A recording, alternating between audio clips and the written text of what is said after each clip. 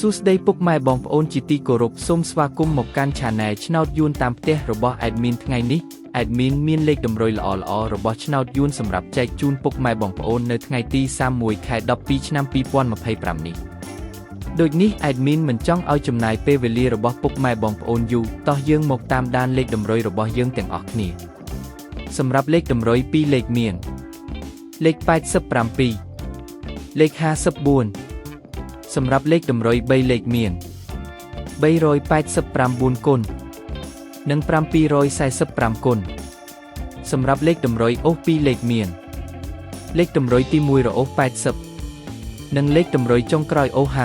50សម្រាប់លេខតម្រុយថ្ងៃនេះ Admin សូមជូនពរឲ្យពុកម៉ែបងប្អូនជួបតែសំណាងល្អទាំងអស់គ្នាហេងមានលាភមានជ័យ